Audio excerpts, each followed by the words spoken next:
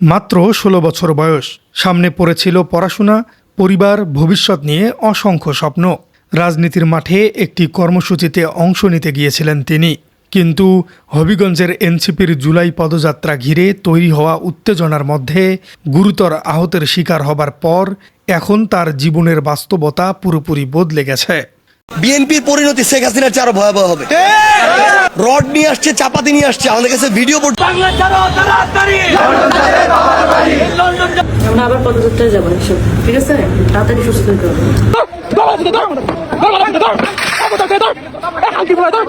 জাতীয় ছাত্র শক্তির নবীগঞ্জ উপজেলা সংগঠক আলিফ চৌধুরী, চিকিৎসকদের ভাষ্য অনুযায়ী গুরুতর আঘাতের কারণে তার বাঁ চোখের দৃষ্টিশক্তি আর ফিরে পাওয়ার কোনো সম্ভাবনা নেই। আর এই ঘটনার পরেই সামনে এসেছে একটি নাম, নাজমুল হাসান অনি। সামাজিক যোগাযোগ মাধ্যমে ছড়িয়ে পড়া একটি ছবিকে কেন্দ্র করে অভিযোগ উঠেছে হবিগঞ্জ সদর উপজেলা ছাত্র দলের এই নেতা আলিফের উপর হামলার ঘটনায় সরাসরি জড়িত। কিন্তু প্রশ্ন হচ্ছে, কে এই নাজমুল হাসান অনি, কিভাবে তার নাম এই ঘটনার সঙ্গে যুক্ত হলো? আর সবচেয়ে গুরুত্বপূর্ণ প্রশ্ন, এই ঘটনার পর রাজনৈতিক এবং সাংগঠনিকভাবে কি পদক্ষেপ নেওয়া হবে? মনে রাখবেন, যারা বিভিন্ন প্রোগ্রামে আসা আমাদেরকে বাধা দেওয়ার চেষ্টা করেন, বিশ্বাস করেন আপনি আমার সাথে লাগালাগি মারামারি করবেন, কিন্তু আপনার নেতা ঢাকায় আমাদের সাথে বসে বিরিয়ানি খায়। হ্যাঁ, এনসিপি নেতৃবৃন্দের ভুল ছিল। এনসিপি নেতৃবৃন্দের একটাই ভুল ছিল, সেটা হচ্ছে এনসিপি নেতৃবৃন্দ আয়নাঘর থেকে সকলকে মুক্ত করেছে, এইটাই তাদের ভুল। এনসিপির ভুল ছিল 15 বছরের স্বৈরাচারকে কাঁপিয়ে মসনদ থেকে নামিয়েছে। আমরা সিনিয়র, আমরা বুড়োরা তো পারিনি। এখন তারা তাদের প্রোগ্রাম করবে। আমরা মামলা করতে পারবো না, একটা ছেলের চোখ উঠাই ফেলা হয়েছে, আমরা মামলা করতে পারবো না। আপনি আমাকে মামলা করতে দিচ্ছেন না। এখানে কি 144 ধারা চলতেছে?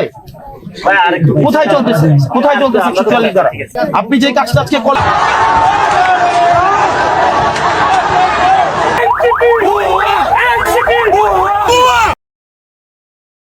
দর্শক, ঘটনাটি পুরোপুরি বুঝতে হলে আমাদের ফিরে যেতে হবে 28 জুলাইয়ের হবিগঞ্জে। সেদিন জুলাই পদযাত্রা কর্মসূচি পালন করছিল জাতীয় নাগরিক পার্টি অর্থাৎ এনসিপি। কর্মসূচিতে অংশ নিয়েছিলেন দলটির কেন্দ্রীয় নেতারাও। কর্মসূচি শেষে হবিগঞ্জ টাউন হলের সামনে থেকে এনসিপির নেতাকর্মীরা যখন ফিরছিলেন, তখন তাদের গাড়িবহরকে ঘিরে উত্তেজনা তৈরি করা হয়। এরপর হামলার ঘটনা ঘটে বলে এনসিপির পক্ষ থেকে অভিযোগ করা হয়েছে।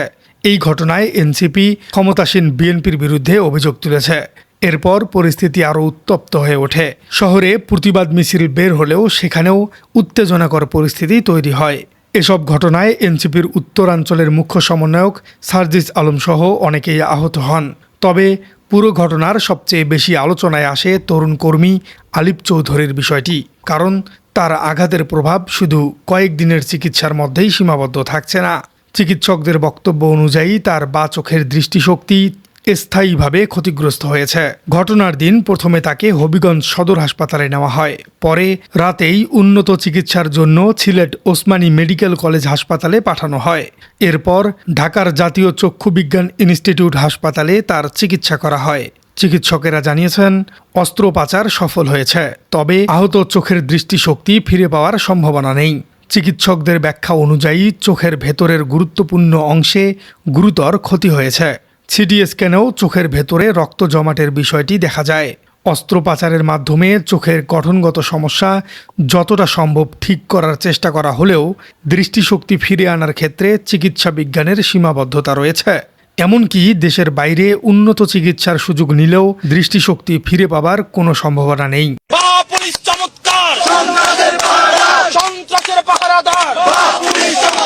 রাজনীতিবিদ হিসেবে অধিকার তো দূরের কথা, একজন সাধারণ নাগরিক হিসেবে আমরা একটা মামলা দায়ের করতে যাব, আমরা যদি 144 ধারা ভঙ্গ হয়, আমরা 4 জন যাব, 5 জন যাব, গিয়ে আমরা অভিযোগটা দিব, এটা পর্যন্ত দিতে দিচ্ছে না। তাহলে এখানে আসলে যেটা বিএনপি করছে, তারা সরকারে আছে, তাদের দলীয় পেটোয়া বাহিনী হিসেবে কালকে ছাড়ন পরিচালনা করতেছে।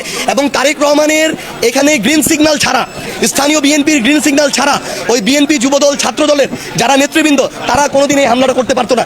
যারা নেতাকর্মী সন্ত্রাসীরা আছে, এমনটি জানিয়েছেন চিকিৎসকরা। অর্থাৎ একটি রাজনৈতিক কর্মসূচিতে অংশ নেওয়া 16 বছরের এক তরুণের জীবনে এই ঘটনার প্রভাব দীর্ঘস্থায়ী হতে পারে।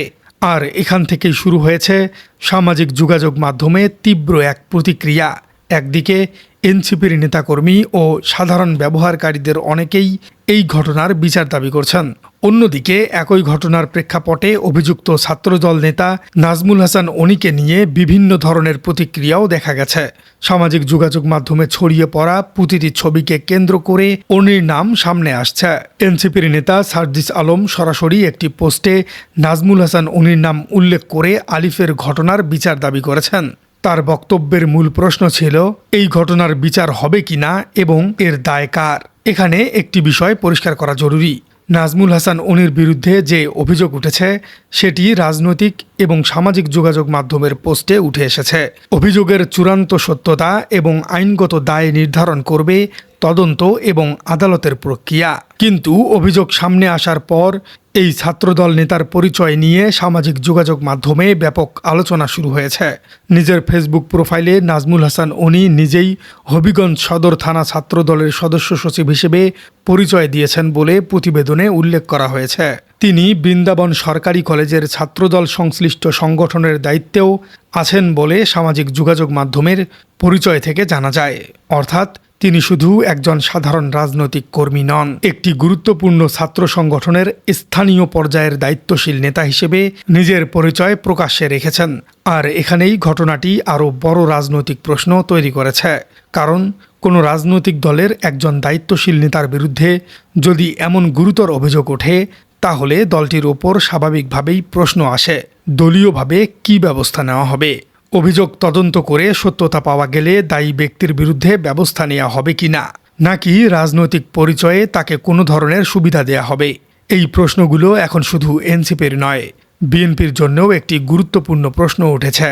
হবিগঞ্জের ঘটনাকে কেন্দ্র করে এনসিপি ইতিমধ্যেই বিএনপির বিরুদ্ধে রাজনৈতিকভাবে গুরুতর অভিযোগ তুলেছে। অন্যদিকে বিএনপির স্থানীয় পর্যায়ের নেতাকর্মীদের কেউ কেউ এনসিপির বক্তব্য এবং কর্মসূচি নিয়ে আপত্তি প্রকাশ করেছেন। ফলে একটি স্থানীয় রাজনৈতিক উত্তেজনা এখন ধীরে ধীরে জাতীয় রাজনীতির আলোচনার অংশ হয়ে দাঁড়িয়েছে। আর সবচেয়ে উদ্বেগের বিষয় হলো রাজনৈতিক বিরোধের প্রভাব পড়েছে একজন কিশোরের জীবনে। আলিফ চৌধুরী এখন ইন্টারমিডিয়েটের 2য় বর্ষের শিক্ষার্থী। তার পরিবারের সম্পর্কেও এসেছে এক হৃদয়স্পর্শী তথ্য। তিনি 2 ভাই এবং 2 বোনের মধ্যে একজন। তার বাবা অসুস্থ, মা দীর্ঘদিন ধরে মানসিক স্বাস্থ্যজনিত সমস্যায় ভুগছেন। এই পরিবারের জন্য আলিফের উপর ঘটে যাওয়া ঘটনাটি তাই শুধু একজন রাজনৈতিক কর্মীর চিকিৎসার বিষয় নয়, এটি একটি পরিবারের ভবিষ্যৎ নিয়েও বড় দুশ্চিন্তার কারণ। যে বয়সে একজন শিক্ষার্থীর সামনে থাকার কথা ছিল পরীক্ষার প্রস্তুতি, উচ্চশিক্ষার স্বপ্ন এবং ভবিষ্যৎ ক্যারিয়ার নিয়ে পরিকল্পনা, সেই বয়সেই তাকে এখন দীর্ঘমেয়াদী শারীরিক বাস্তবতার সঙ্গে মানিয়ে নিতে হবে। আর এই জায়গাতেই রাজনৈতিক দলগুলোর জন্য সবচেয়ে বড় শিক্ষা রয়েছে।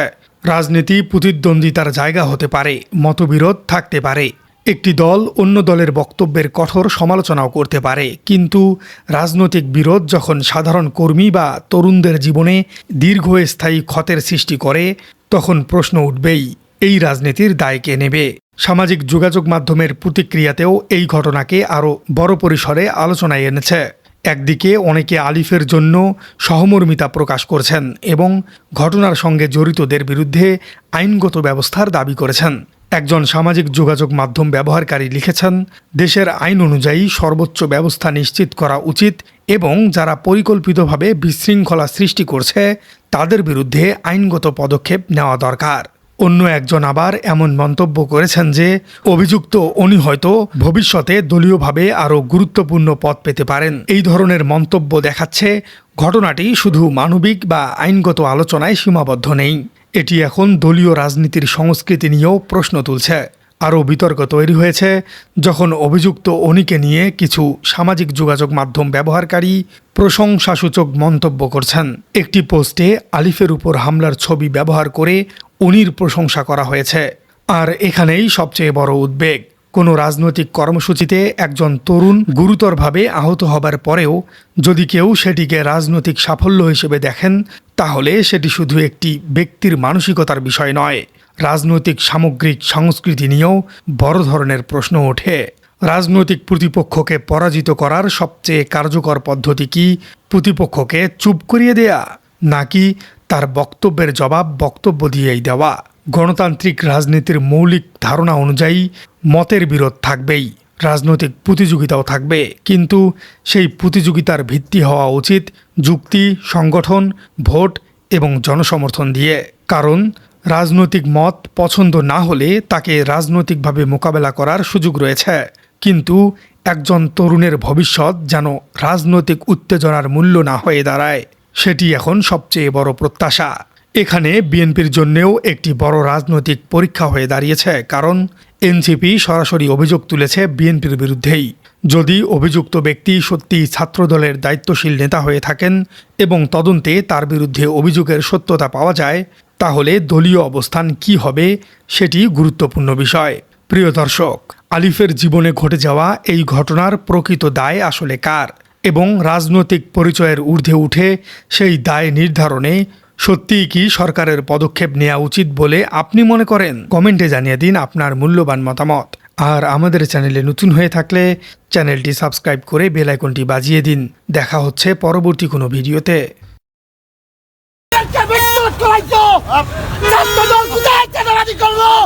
কোথায় সন্ত্রাসী করলো?